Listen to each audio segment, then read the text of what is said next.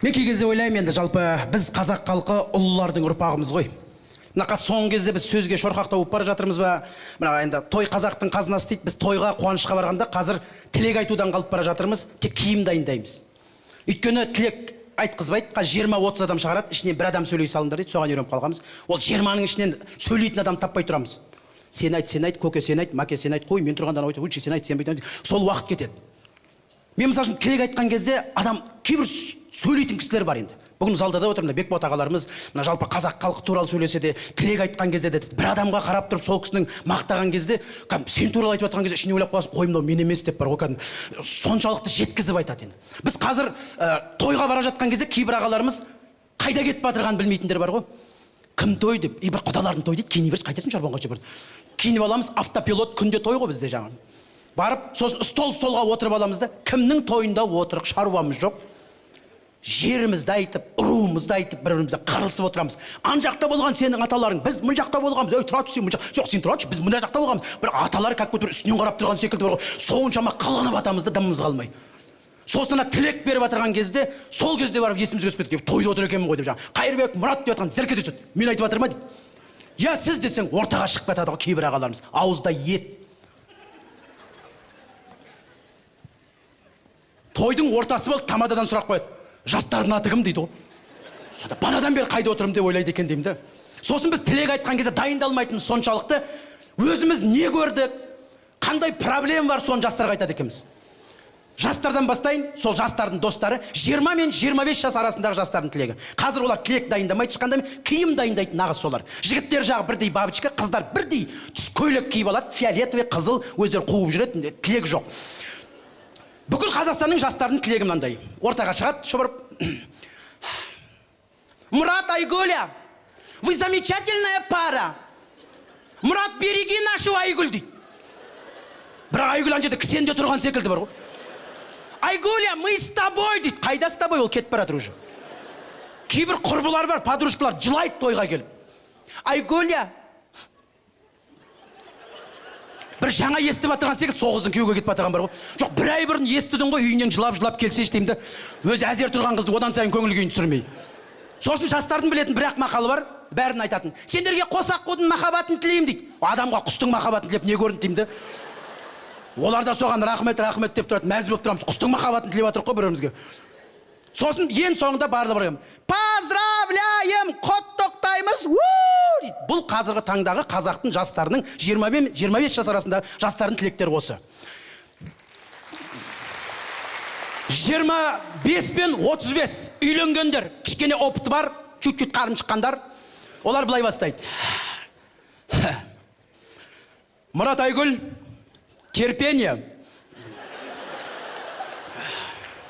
Ұрыспаңдар. Семья болғасы ыдыс-аяқ шылдырламай тұрмайды дейді енді. Пластмассовый сатып алыңдар деп қуып тұратындар бар жағы. Соны өзінде әйелімен ұрысып тұрады ғой, тұратшы айтасың ғой, не болды? Сіздерге айтарым, біреуің ұрысқанда, біреуің үндемей қалыңдар дейді. Осы сөздің мағынасын түсіне ме екен деймін да? Біз қазақты қайдан көрдім, біреуі ұрысып атырғанда екінші үндемей тұрған. Мен көрген емес, біреу ұрысып атырғанда екінші тыңдап тұрған. Айтып ал, қал, мен кезегім келеді ғой деп. Бізде біреу шабуыл жасаса, екінші сразу қарсы шабуыл жасаймыз ғой. Сол, ұрыспасаңдар бәрі жақсы болады, сіздерге тілерім денсаулық. Давайте дейді. Бұл 25-35. 35 пен 45 жас арасындағы тілек мынандай өкіп келеді, көбіне ағаларымыз айтады. Алай келінжан Айгүл, мына Мұрат түнде кешіп келіп атса, сен ренжіме. Біз еркектер жай жүрмейміз, семьяны асырап жүреміз. Сонда ғана әйеліне айтып атырғанда намекмен қаңғып жүрген жоқпын деп жаңа. Сол, мен саған айтарым, сол, түн келеме, қабағың ашулы болып шай бер, жақсы ма? Сосын Мұрат, бүгіннен бастап өзің ұстап ал. Осы үйдің отағасы сен. Өзі беріп қойған, қайталамасын деп атыр ғой жаңа.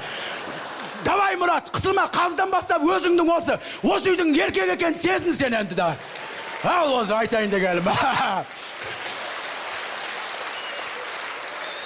45 пен 55 жас арасындағы аға жеңгелердің тілегі маған өте қатты ұнайды. Ол жастағылар келін түсіргендер. Өшін кімнен аларын білмей жүргендер. Оларға тілек бермесең, тойда бәле қаласың. Өйткені ол кісілердің тойға келгендегі бір миссиясы бар. Ешқашан олар күйеуге шығып жатқан келінге тілек айтпайды. Апаларымыз ан жерде отқан өзінің келініне айтып жатыр. солай өшін алмаса, басқалай вариант жоқ жотым. Ортаға шығады, келінге қарап тұрады, бірақ адрес мын жаққа. Айналайын келінжан, мына екі жақтың әке шешесін бірдей сыйла. Өз әке шешеңді қалай көресің, Мұраттың әке шешесін солай сыйла. Не ол келе сала енесінің баста шығып алады деген. Ондай келіндер бар.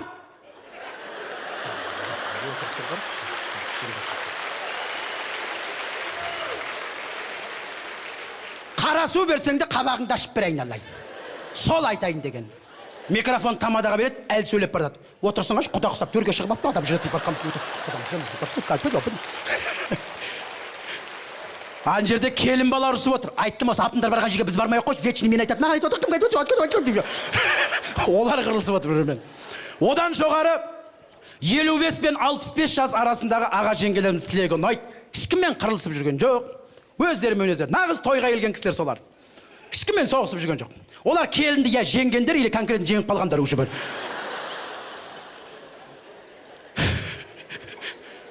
Олар тойға шығып бейт бастайды, ан жерде келін баласы отырады, апаларым жаңа. Айгөлек сендер сөйлемейсіздер ме?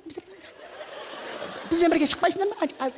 Сосын сөйлейсіңдер ме? Сосын келін баланы қоспадыңдар ма бізбен? Сосын сөйлейміз дейді, сосын сөйлейміз, жастармен сөйлейміз. Бізбен айтып қалмайды.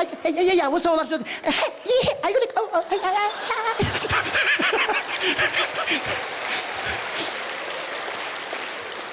ан жерде келін отырады, бейт көк бет жаң. Айта берші, мама, айта берші болды. Бірінші байлық денсаулық дейді, уже айтатын сөз жоқ басқа енді. Сол жаста өз денсаулық кетеді ойын бамай.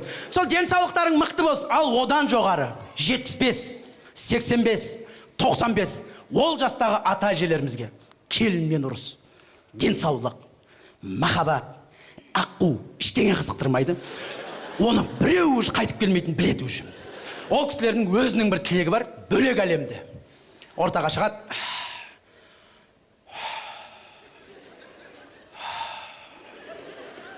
Сана біреулерге дүзек кетеді. Жастар мін жақта қойды. Ол құттықтайын деп тұрған жоқ, ол кісілердің өзін бөлек. Бірінші Алла. Ан жаққа дайындалып жүргендер ғой жаңа. Біз өз пенсияға шыққаннан кейін дайындаламыз ғой. Еліміз тыныш, соғыс болмасын, патшамыз аман болсын дейді. Мен ол кісілерге күліп тұрған жоқ. Ойлап отырсам, ең нағыз тілек сол кісілердік секілді. Бірінші Алла, еліміз тыныш, соғыс болмаса, патшамыз аман болса, татулық та, махаббат та, аққу да, денсаулық да барлығы болады секілді. Барар жерімізге әрқашан айтар тілегімізді дайындап тұрсақ, дұрыс па деп ойлаймын. Рахмет!